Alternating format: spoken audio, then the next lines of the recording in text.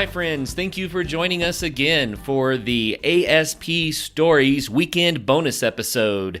Join us on Mondays and Thursdays where we interview amazing guests where they share with us about their adventure sports and the amazing feats that they have done.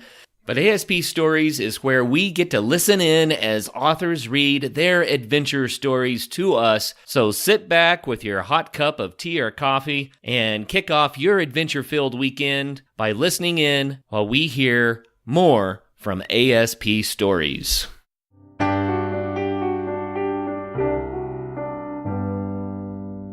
Hi friends, thanks so much for listening to ASP Stories. It has been a lot of fun to read these stories to you.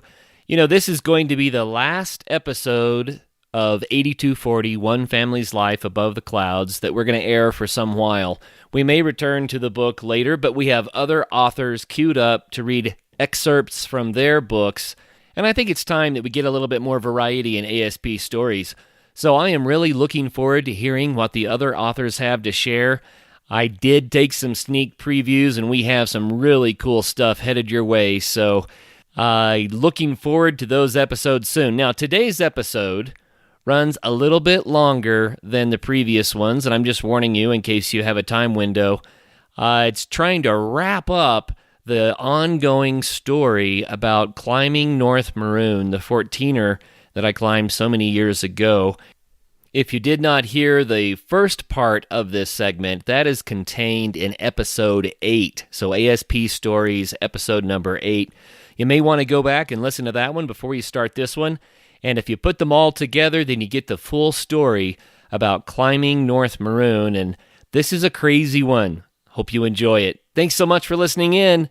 Now on with ASP Stories. Finally, I heard Calvin stir. It was still dark, but the gentle glow of the rising sun would soon highlight the horizon. Calvin did not just happen to wake up at this early hour. He had never slept. Calvin attacks climbs with a passion. This passion will not allow him to sleep. So he lies on the hard ground, and he prays. This night, his prayers were for the father and the children, no doubt. Calvin loves to start early and to start strong. I knew that I had better hurry to swallow a few bites of breakfast and to stuff my day pack with food and gear we would need for up there today. By the time I could choke down a dry bagel, Calvin might already be a quarter-mile down the trail. He never urges others to hurry. He just heads off, leaving the tardy to catch up. This morning I ate my bagel as I hiked, gasping for breath between bites. My legs were stiff from the hike the night before, and my breathing reflected the fairly high altitude of our camp. It was a little hard to get my muscles working smoothly again. After some time, we came to a place where a stream crosses the trail. I stopped, and I filled my water bottle. Since I did not have a filter, I used purification tablets to kill the potential of Giardia. These insidious little organisms plant themselves in one's digestive tract and dig in for the long haul. Diarrhea can last for over a year, and the treatment for this pathology requires ingesting a poison that is almost as dangerous as the disease. I shook my water bottle with care to dissolve the iodine tablet. Then I loosened up the cap and squeezed the chemical-laden water through the lid and around the threads of the bottleneck. The thought of swallowing this cocktail did not please me, but on this climb, thirst could kill. Calvin asked me if I worried about drinking the chemicals I had put in the water. I use these pills as infrequently as I can, I replied. He had carried more water into the wilderness than I had. Perhaps I should have done likewise. We could not see the sun yet, but as we left the stream, the top of North Maroon burned under Sol's pink light. It beckoned to us. The worries of the night dissipate with the coming of the sun. Thinking of the lost family, I hoped that they might be home in bed, or at least that this morning sun would find them alive to warm and encourage them. We continued to keep watch for the father and the 2 children, but spotting them in this wilderness would be very unlikely. Part of me wanted to abandon our climb and to search for the father and his children, but perhaps they'd already been located. No one could tell us if they'd been found. Additionally, I did not know where to begin to look. Perhaps staying on this trail was as good a searching strategy as any. My muscles finally limbered up, and I felt energized. I have found that my spirit determines the success of my experiences in the wild. There are days that my spirit will not rest, and on those days I fight fears of falling or of the unknown. On those nervous days, I feel off balance. But on days like this one, my spirit is empowered. Confidence for the climb and joy complemented each other. I drew an inner peace and focus from the natural setting around me. This day was to be a good one. I watched the line between the sunshine and the darkness as it traversed down the cliffs of the mountain ahead of us. The light grew in breadth and shifted from pink to gold as it moved steadily down the pyramid-shaped peak. The cold morning air encouraged me to race up the trail higher into this warm light. Soon we came to a field of boulders. Boulder fields are common in Colorado 14ers, but this one is at the base of the mountain rather than closer to the top where one would normally expect to see such. There's no ground in such boulder fields. These are places where boulders have been piled and piled on top of each other with deep, dark holes between them. These piles have been built by glaciers in some places and by erosion in others.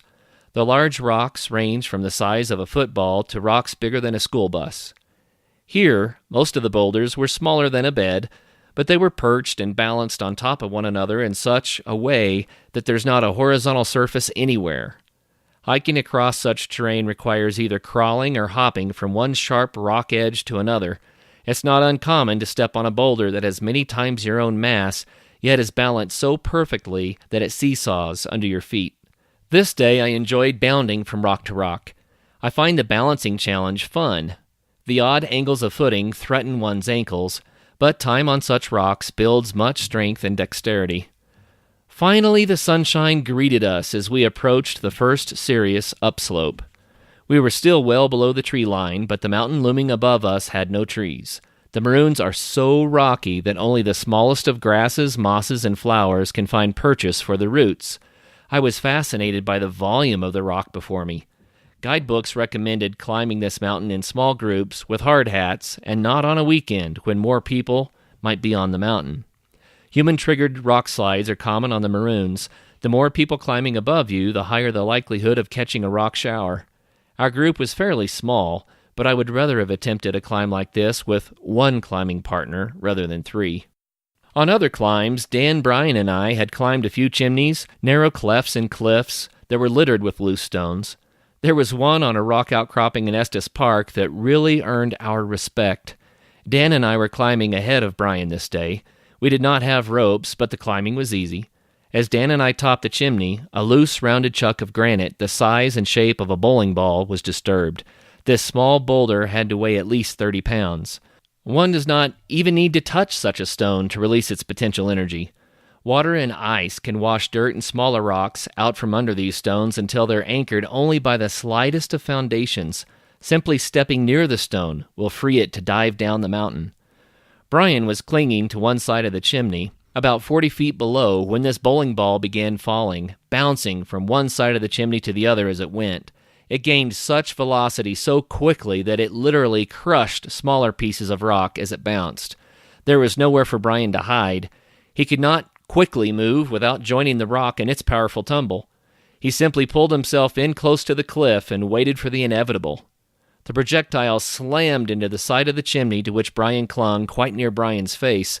Little shards of rock peppered him, stinging his cheeks, lips, and forehead.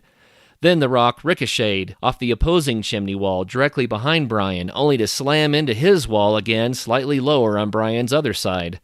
The sound it made was enormous. For a moment, Dan and I quit breathing. We did not dare move for fear of triggering another slide. Brian is gentle-natured and brave. He simply looked up at us with his big eyes and proclaimed, "Jeez, oh Pete's!" We were lucky that day. On another steep couloir climb, Brian and Dan were above me. As I was scaling a vertical portion of the narrow couloir, they triggered another slide of scores of fist-sized rocks. I found myself only able to shift my upper body from side to side to dodge the larger stones. My head and shoulders were exposed, and I could neither duck nor jump off the face. I screamed up for them to stay still as I contorted my upper body into all sorts of strange positions, attempting to avoid catching a high-speed chunk with my face. We were again blessed that no serious injury occurred. I was peppered with the smaller stones, but I did successfully avoid the more threatening ones. This day on North Maroon was perhaps the most exposure to rock falls that I had ever experienced. There were too many people on the mountain. The cry of "Rock!" echoed time and again up and down the steeps. Gravity forces loose rock to lower states of potential energy. In other words, just as water runs through the lowest part of a landscape, the rock tends to settle in the lower portions of a couloir. It also settles wherever the terrain is the least steep. On this mountain, the least steep slopes still dive down at an aggressive angle. It goes without saying that humans also tend to appreciate the less steep footing. On this mountain, the combination is hazardous. People follow each other where the rock is piled and loose. I had already learned my lessons about loose rock. I chose to climb on the steeper terrain just off the fall line of the more frequently followed routes. I'd rather challenge myself on the steeps than fall prey to a random stone. Also, as a rule, I would not climb directly under anyone, and if someone were crossing under my fall line, I would pause and wait for them to clear the danger zone before I would take another step. Even with these precautions, I found myself playing dodgeball with large stones that had far too much kinetic energy. I spent my day looking up for the next shower from above. Calvin was also quite cautious. He did not feel as comfortable free climbing the moderate pitches that I was forced onto, so hard hat firmly planted, he followed the fall line's route. Still, he's sure-footed, planning his footfalls several in advance. Chuck and Bob stayed closer to Calvin. I had given Bob my biking helmet to wear for protection. Calvin's hard hat seemed in search of a construction area, and Bob's bike helmet in search of a bike. They looked out of place in this setting, but this headgear was very necessary.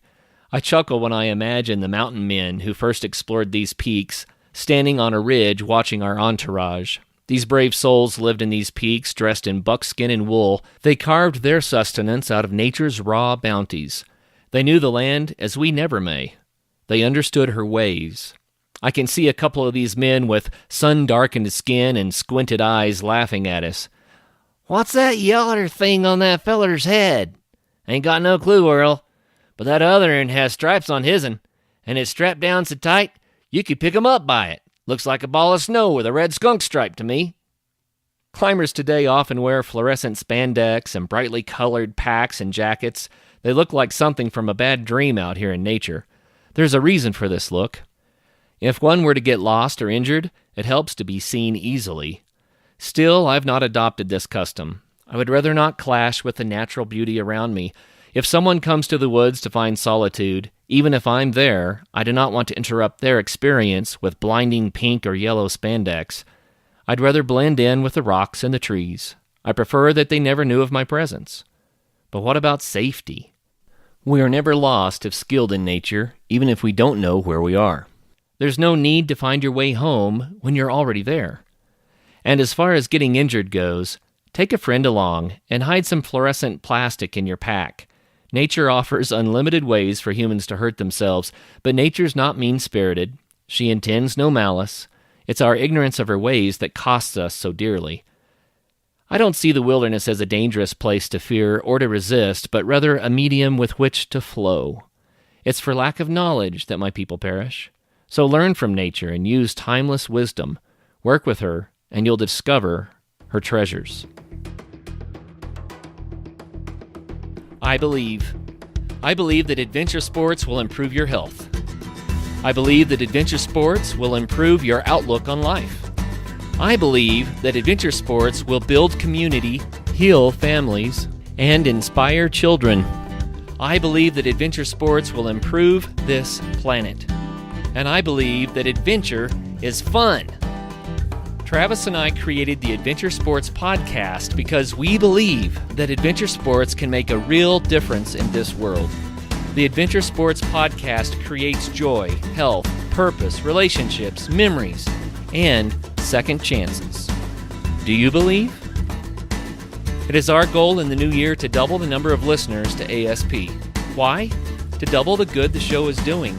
We started this show on the last day of February nearly 3 years ago. So by the last day of February this year, we will be celebrating double the joy, double the health, double the memories, and double the second chances.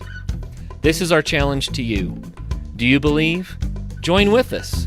Tell others about the show. Tell them about the 340-plus episodes of stories, examples, and inspiration.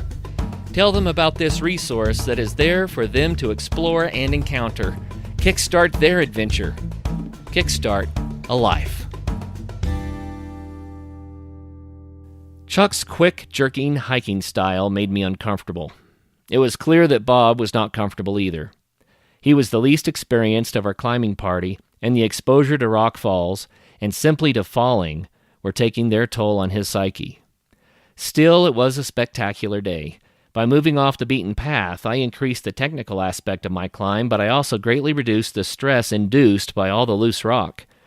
It was a delight to scale a steady dose of one short pitch after another of vertical rock.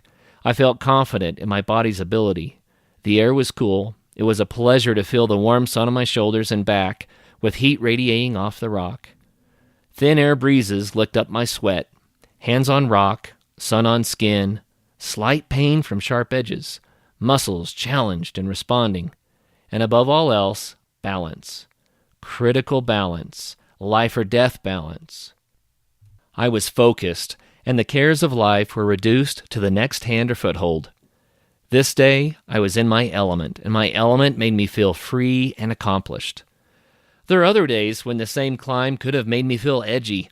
I would have been slower and troubled by the exposure. I recognize that there's an inner balance that's not always present. This is not the balance of equilibrium, but rather the balance of the spirit. On the off days, I think of falling. Fear begins to erode confidence, and caution, who is always king, becomes a tyrant. Sometimes I can pause on a tough day and mentally adjust my emotions. I sit on a high rock and enjoy the view and recognize my place in the creation, and it seems to bring proper balance back again. It primes my pump so strength and assuredness can flow. I'm the same person with the same strength and skill, whether it's a balanced day or an off-balance day. The rock is also the same. The difference is my spirit and my focus. There's a lesson in this that applies to all of life. When we allow the stress of this world to rule our hearts, we do not have abundant life. But if we can stop in the midst of the storm and we can remember who we are and our place in this universe, then we regain perspective. Balance returns when we focus on our life's purpose, and the tyrant of fear is taken off the throne. Then we gain boldness and courage to go on ahead, to do what needs to be done. The mountains teach this lesson. We move up one rocky cliff after another.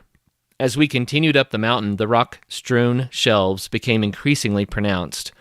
We were about 2/3 the way to the summit now. The sneak routes that Calvin, Chuck, and Bob had been using diminished. Everyone was forced to climb short pitches, hand over foot. The danger of rockfall became even more intense. The mountain funneled the climbers into a narrow lane, and there were simply too many people up on the mountain. People would gain one shelf just to be confronted by another. Then they would stand and survey it for the right route. One person would be climbing as 2 or 3 others yelled out directions. "I think there's a good foothold just above your left knee. Hey, watch out for that loose rock to your right. Here, give me your hand. I can pull you up." It was quite clear that most all of these people on the mountain were not technical climbers. There are hordes of individuals who rise to the challenge of summiting 14ers. Most 14ers require long and steep hikes, but no technical skill. North Maroon is different. After climbing dozens of peaks, people find that to conquer all the 14ers, they'll have to make it up a few peaks that are somewhat technical. Perhaps many of these climbers would never have attempted such an exposed climb if they did not have the challenging goal of climbing all the 14ers that drives them on. In a way, that's good. It's important for people to be stretched. Through such stretching, we gain an understanding of our true abilities and of our true limits. Few are truly limited to the degree that they believe that they are. Still, when the hordes of non-technical climbers are concentrated on a semi-technical mountain, tempers start to flare. Those unaccustomed to the dangers allow fear to induce stress. Those that are accustomed to facing the fatigue of a long climb are surprised when the fatigue is accompanied by real danger. It's common in a situation like this for strangers to yell out angry warnings to anyone who exhibits less fear or caution than their own. "Hey, we don't want to have to carry any one of you off this SOB. What are you doing? Slow down." Interestingly enough, these are the very people that will most likely get hurt. They've allowed their emotions to control their ascent, and this can cause injurious mistakes. It's clear that there are a lot of people on the mountain this day that were not having fun. They were being stretched far beyond their comfort levels. Those who are more skilled and experienced enjoy the challenge and know that some perceived risks are actually quite a lot safer than the more obvious safe routes, but those gripped by fear attempt to ruin the day for everyone around them. Of our small climbing party, Calvin was visibly excited by the challenges, but he was steady as always. Bob was scared, but trying hard to hide it. He continued to work his way up with encouraging words from the rest of us. Chuck had his own share of adrenaline flowing. I think he wanted to come across as seasoned and comfortable, but his jerky movements and dancing eyes gave him away. His excitement was changing his climbing from thoughtful to reactionary. I was still having fun. The views and the call the top of the mountain had on my heart kept me moving on. It would be interesting to hear the others describe my attitude. They might see it differently from the outside looking in, but from the inside, I still felt confident. I recognized the exposure, but put frankly, I was more of a trained technical climber. Technical climbing had long been one of my hobbies. I selfishly wished that some of the angry and fearful climbers were not so close to us. Soon we were confronted with a more challenging wall. It stood high enough to make a fall serious. It was just tall enough to have made the use of a rope comforting. Still, it had obvious handholds and footholds. I climbed to the top, and I found heaps of loose stones perched on the sloped shelf. Others were below, so I moved cautiously out of their way and tried to remain still until they were out of the fall zone of the rock. I looked down and saw that people were breaking a key rule of safety. They were climbing the wall together, close enough to each other that from a distance they must resemble a disjointed centipede. Chuck was right behind me, and below him was a middle-aged lady we did not know. Below her were Calvin, Bob, and the lady's husband. As Chuck cleared the top, he sprang forward and dashed a few steps into the loose rock, as if trying to escape the exposure behind him. The inevitable happened. Several sharp rocks slid from under Chuck's feet to assault those on the wall below. I yelled, "Rock!" but those on the wall could only hang on and hope for the best.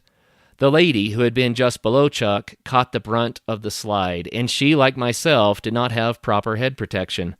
Those below her seemed to escape fairly unscathed, but a sizable stone struck her just above her left ear.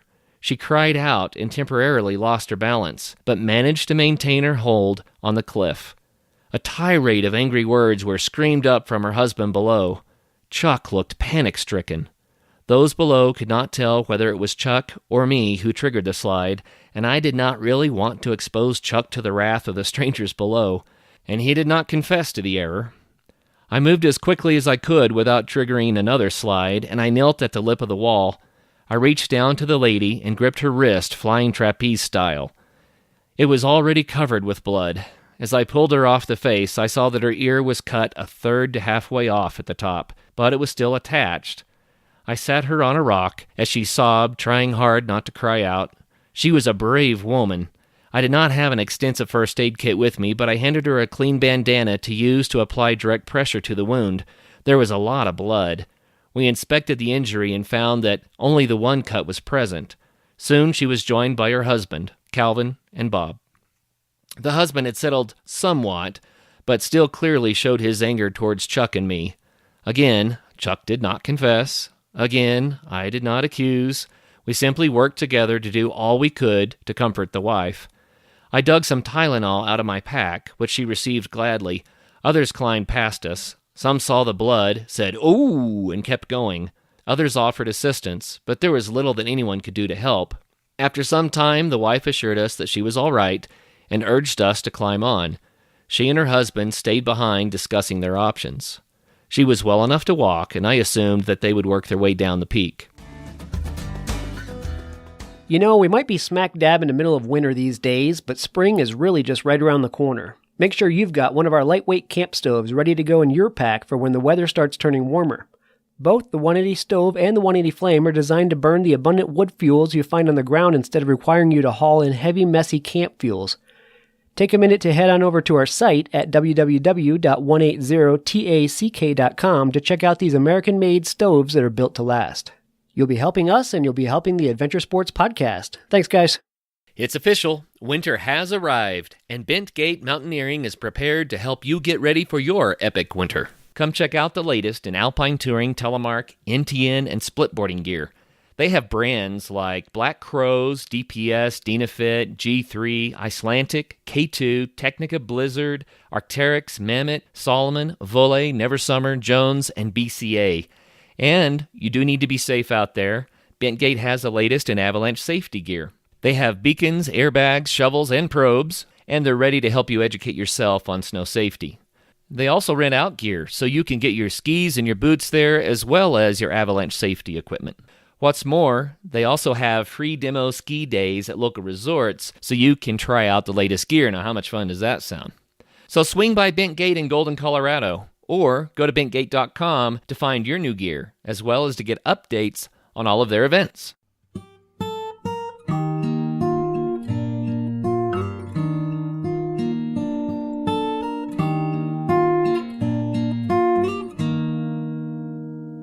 There was a knot in the pit of my stomach. I was angry that Chuck had been so careless, and I was angry that he did not confess his error. It seemed he was willing to let me take the rap.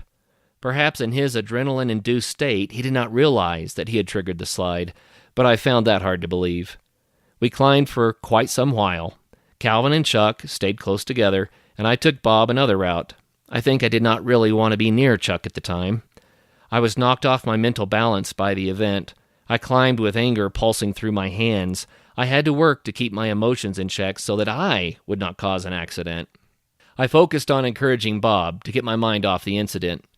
He was doing a good job of working his way up the rocks, but he was visibly impacted by the event. The fear that he worked so hard to hide earlier was now openly manifested. A wonderful day at altitude was tainted. I assured myself that injury like this is a part of the sport, and I prayed that the injured woman would be encouraged. I led Bob away from the more frequently trod route onto more solid rock. There was more exposure to a fall where we were, but little risk of getting hit by a falling projectile. I hoped that this would reassure Bob, but simply moving from one danger to another did not seem to help. I felt safer, and I tried to convince Bob that this was a better route. I don't think he agreed with me, but we continued to climb. We were nearing the top, but the route that I had chosen required that we walk a ledge about 2 feet wide with several hundred feet of sheer drop awaiting the misplaced step. Bob started to negotiate this highly exposed traverse, but then he froze and began to shake. It was all too much for him. He wanted to go back, but back was no safer. We had reached that point of mental exhaustion when fear of what might happen prevents one from moving ahead or back. Staying paralyzed in this spot was no safer than taking the next step, but rational thought is fleeting to one locked in such fear. I've known this fear too, but never on the rocks. This is the same fear that keeps a teenager locked into a damaging relationship with another. It's this fear that keeps adults slaving in dead-end jobs for years rather than making the career change that may bring joy and fulfillment. This is the same fear that keeps many out of college. What is it about human nature that we will endure uncomfortable or even dangerous situations for years rather than taking the first simple steps to deliver ourselves? Staying put right there on the edge of the cliff seems somehow safe. At least we are there. Perhaps it seems better to some to exist in a panic than to take a risk that could have adverse results. But staying put is not the answer. It rarely provides safety, joy, or fulfillment. There are times that moving on means changing habits and dealing with the difficult subjects. Some risk is involved in change, but there is a greater risk in effect if we do not change.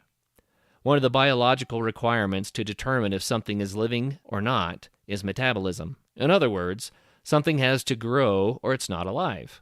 There's a spiritual parallel. We have to grow spiritually, intellectually, relationally, and even emotionally for our spirits to be truly alive. Staying locked in place by fear is never the right option. In this panic-induced state, our spirit suffers. Life becomes a drudgery, and we face a fate worse than the dangers involved with moving ahead on. Sometimes moving ahead means buckling down and working through challenging situations with a spouse or perhaps a career, but working through the tough aspects of life is forward movement, where abandoning the battle is yielding to the panic.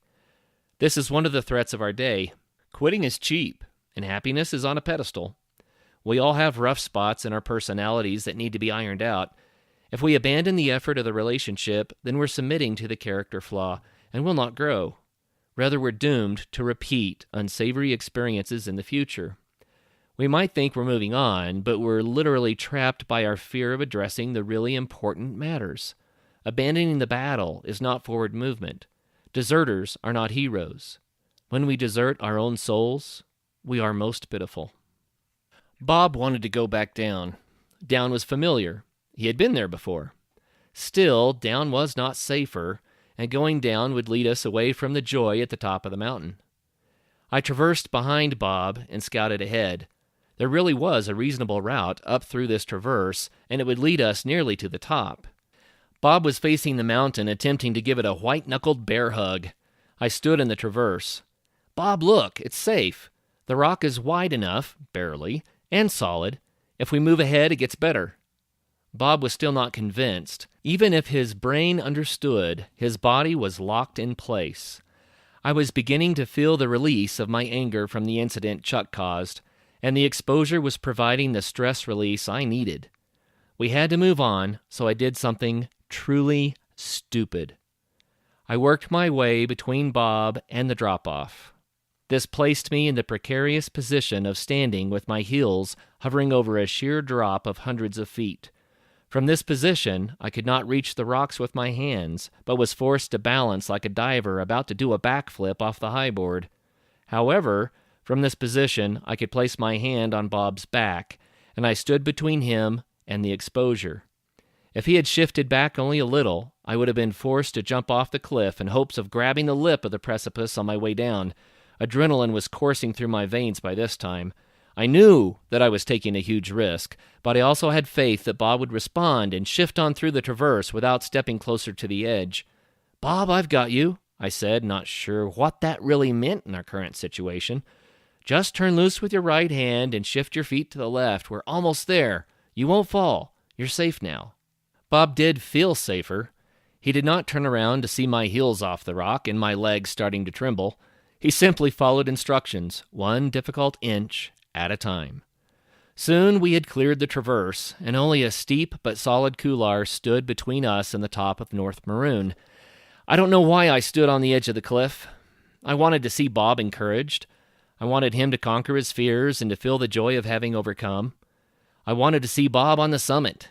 Bob needed a summit experience in his life. Still, why did I stand on the edge of the precipice? Had he simply shifted his weight the wrong direction, I would not be sitting here and writing this account. I acted as a full axe. I knew my plight, but somehow I felt safe on that cliff. One might suggest that I stood in the gap for a friend, but honestly, I had other options.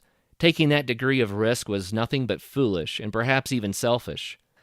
I wanted Bob to succeed, but was it possible that I was willing to take this risk so I could succeed at motivating Bob? When we cleared the traverse, Bob reflected a long list of tangled emotions. He was shaken. The simple climb up the couloir looked ominous to him. He was angry, fearful, relieved, but still feeling stuck. I had to continue to support his back and show him handholds and footholds. He was fighting an inner battle that few ever fight in this life, and he was winning. One movement at a time was not only bringing him closer to the top, but also building in him courage. His self-contempt was changing. Each step made him braver than before, and each time he pulled himself higher, he was moved higher in his spirit as well. Soon he was climbing more on his own again. I felt overjoyed at witnessing this growth in Bob's psyche. Still, I was no hero. I had helped Bob through a really tough spot in his climb, but I had risked my life unnecessarily. Perhaps I took this risk to prove that I was not the bad guy who caused the rock slide. I wanted to prove that I was not a careless and thoughtless climber, that I was the one who helped people. Hogwash. I proved that I had the capacity to be careless and foolish. What if I had fallen? Bob would have had to have lived life with that memory. He would likely have blamed himself for my demise. What's more, he would have been stuck on that traverse with even greater panic than before. He might have fallen too, simply from the shock of seeing me fall. Rarely do the mountains kill people. People die from lack of knowledge and from poor decisions made in haste. My poor decision worked out all right. Maybe my guardian angel had his hand on my back while my hand was on Bob's. I suspect that As he watched my stupidity, he must have shaken his head. I got the message. Don't be stupid. A few minutes more and we were at the top. I gave Bob a smile and a hug. Look what you did, Bob. Look down there. Bob looked back in disbelief, but I could see the confidence rising in his heart. He broke into a huge smile and could not fully contain his laughter. He was on top of one of Colorado's most dangerous 14ers. He had made the climb. We celebrated together, whooping and hollering like the fool I had proven myself to be. The summit was fairly small. We sat down to wait for Calvin and Chuck to arrive. Their route was challenging as well, with more loose rock, but soon they too celebrated. The view of Snowmass Wilderness and the Elk Range was astounding. What a day it had been. What a glorious opportunity to sit on the top of this peak in the sun and take in the awesome beauty of the creation. We shook hands all around and congratulated ourselves. Others had arrived on the summit, and Calvin had one of them take a picture of our motley crew. Bob's striped bike helmet sat cattywampus on his head. Calvin's red construction helmet still looked out of place. My arms were covered with blood from the lady who had taken the rock strike. Chuck looked the part with his wild hair and long beard. We all grinned from ear to ear. There really was a hero on the mountain that day, but not in the picture. The hero popped her bloody head over the lip of the summit a few minutes later. With a bandana holding her ear in place and a smile as big as our own silly grins, she and her husband celebrated with us. She completed the climb when most would have given up. I think she learned much about herself on this climb. We all did. That is the reason that we climb the mountains of life, to grow in our spirits. Calvin stayed in touch with the husband and the wife for some time afterward. The wife was taken to the emergency room by her husband when they got off the mountain. It required scores of stitches, internal and external, to reattach the top of her ear, but she was otherwise unscathed. Talking to Calvin weeks later revealed that everyone still did think that I was the one who triggered the rock slide. I finally told Calvin what had really happened. Chuck had returned to his home out of state, and I did not feel that I was affixing blame at that point as much as setting the record straight. Eventually, Calvin climbed the last 14er on the list. He has all 54 mountains to his credit now, and has climbed many of them several times. We had a party for him to celebrate the accomplishment. Not too long after this, he moved to Houston to pastor a church there. I've often wondered how the mountain man fares in South Texas. Adventure. Is that the reason we climb? For me, it is that, but also much more. Climbing provides an intimacy with the mountains that cannot be approached from a lookout beside the highway. It is an extremely satisfying experience for the person who likes to work hard to gain meaningful rewards. What about camaraderie? Certainly the friendships that develop on the steeps are valuable. But I think that maybe a lot of us climb also for perspective. You know, the mountains make us feel closer to the Almighty. We're humbled by their power and their size. I know that some climb for pride's sake. They really must do a mountain so that they can add it to their list. These are the people who bag peaks as personal trophies, which they love to display.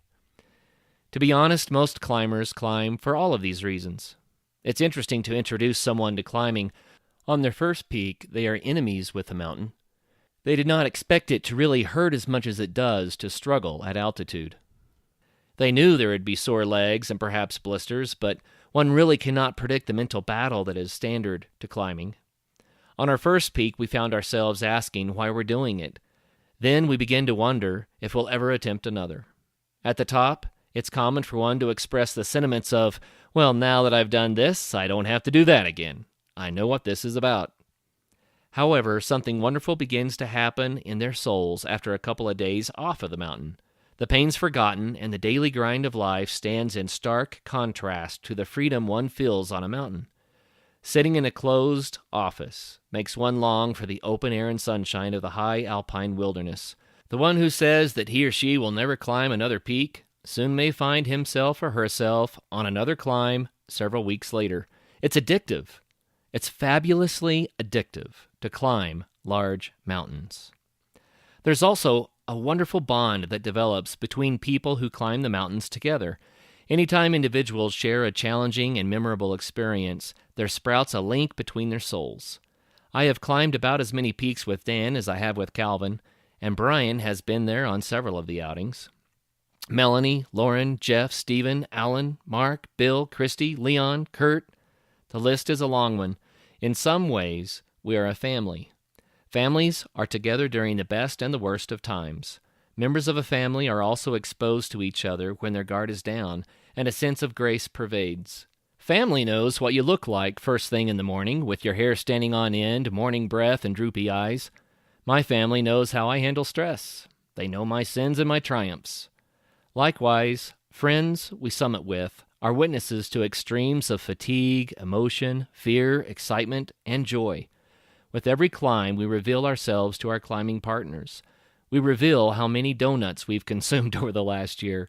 We reveal the effectiveness of our exercise habits. We reveal how our particular genetics make us physically and emotionally stronger or weaker. We reveal to our climbing buddies how we manage fear and pain. We reveal how we overcome hardship. We even reveal our spirits. We may pretend not to make comparisons, but we do. Dan and Leon, for instance, have the best dexterity of anyone with which I climb. Dan claims that I'm the least fearful of exposure to a fall. Bill and Alan are safe climbers who just don't give up. Lauren is the wise, constant tortoise from Aesop's fable, whose steady pace leaves many asleep in the shade. There's a unique closeness between climbers that seems to be directly proportional to the number of climbs shared. I love my climbing friends. I dream of a time in this life in which we could all meet somewhere in the wilderness and sleep in tents for weeks. We would bathe in icy streams, laugh around campfires, and eat strange meals composed of scraps of food that we carried in. During the days, we would climb peaks that tower around our campsite. It would be the ultimate reunion, but not one so much of remembering as of enjoying the present among great people. It would be a time of forgetting the busy routines of our world. Politics, wars, taxes, investments, jobs, and traffic jams would all be forgotten as we breathed in perfect air and exhaled our stresses. We would swap tales of past follies, and we would laugh until our cheeks ached. When we grew tired, we would sleep. When we grew restless, we would climb. We would learn from each other and share what we knew. We would worship together there. We would love. Thanks for listening to this latest segment of 8240. We're going to end with that for now. Next week, we're going to move on to Ollie France. He is going to be reading from his new book, The Trail of the Mountain Folk, where he details his solo journey along the mountainous spine of Asia from Hong Kong to Istanbul. Ollie was on episode 330, so if you want to hear that, go back and find that one. It was a great story. Until the next episode, get out and have some fun.